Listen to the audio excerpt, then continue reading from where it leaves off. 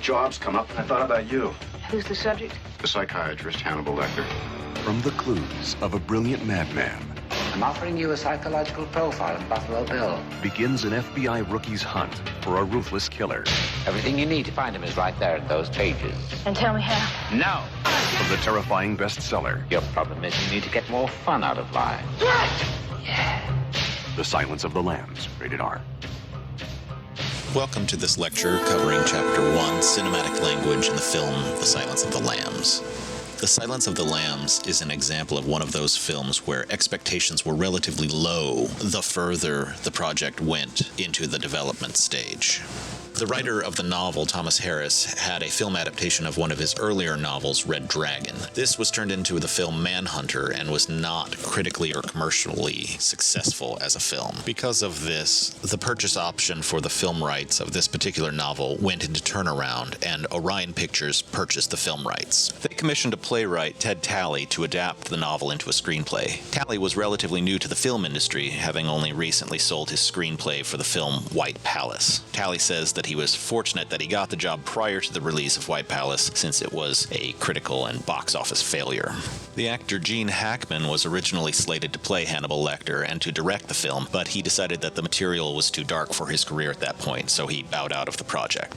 Orion Pictures had worked with Jonathan Demme before and approached him to direct the film adaptation. Demme initially turned down the opportunity because he didn't want to make a slasher film. However, Demme later said that he went home for the weekend and read the script again, and as he read it, he imagined how Alfred Hitchcock would treat the material. He then saw the potential opportunity he had with this script. The next issue came with casting the film. There were many contenders for the role of Clarice Starling. Chief among them was Michelle Pfeiffer, with whom Jonathan Demme had recently worked in Married to the Mob. However, she turned down the role because she also thought it was too dark for her career at this point. Meanwhile, Jodie Foster had read the novel and even attempted to buy the film rights herself in order to play Clarice Starling. She campaigned heavily for the role, but Jonathan Demme couldn't imagine tiny little Jodie Foster pulling off the role. But at her persistent request, Demme agreed to meet with Foster with the idea of letting her down in person.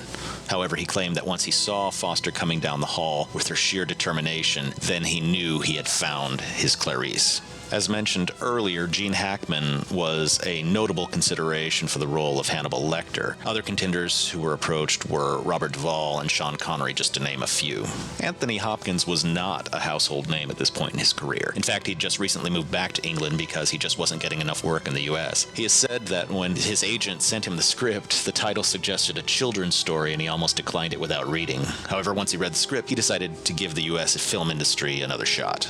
Scott Glenn was a household name earlier in his career, but as what happens with many actors, his career cooled down somewhat. So as the film went into production with its young director, inexperienced screenwriter, and a cast of actors with no guarantee of box office draw, expectations for this project were low.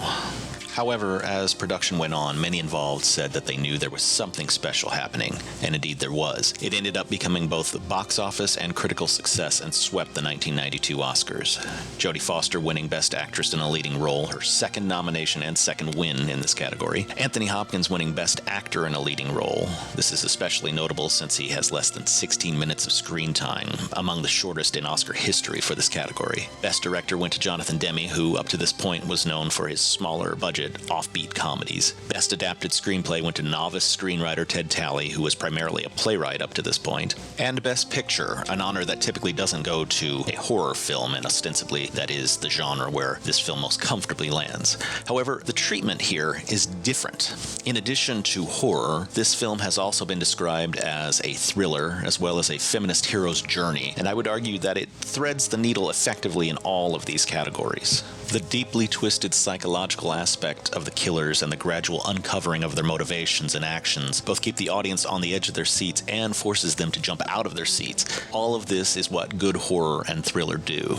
Additionally, this film follows the traditional classical hero quest paradigm. Here we have the brave knight, Clarice, on a quest to slay the monster, Buffalo Bill. She is aided by a wise mentor, Hannibal Lecter. The difference between this story and the classical story is that the hero here is is a woman who must also combat the patriarchal world in which she finds herself. Notice all the ways that the filmmakers represent Clarice as an outsider. By examining one single frame of film in the elevator, Clarice is not only the only woman, but she is also a good foot shorter than the men, dressed differently than the men, and is surrounded by men who are literally looking down on her. This is a great accomplishment through staging within the frame, costumes, and casting, all of which work in concert to provide us with the sensation of her being an outsider without ever explicitly stating so. Later in the film, the police officers gaze with disdain at the camera, which is a stand-in for Clarice, thus placing the audience in her perspective. We go on the struggle with her. Like a good horror film, there's plenty of violence, but what distinguishes this film from others in the genre is the lack of on-screen depictions.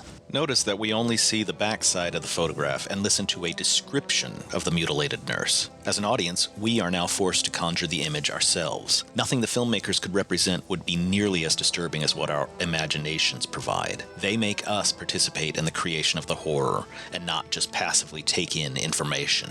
The low-angle camera shot where Hannibal brutalizes the police officer does not cut to the impact of the baton onto his skull.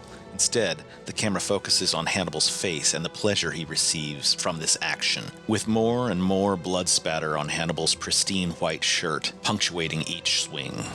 Once again, the filmmakers choose to withhold the graphic depiction of brutality in one of the more disturbing scenes, the abduction of Catherine Martin. By keeping the violence just on the other side of the panel and forcing us to listen to the beating, once again we are forced to visualize the brutality. Watch this scene from the back row of a movie theater, and you'll notice audience members slowly and unconsciously leaning to the right to see what is happening. These are just a few of the masterful techniques employed throughout this film.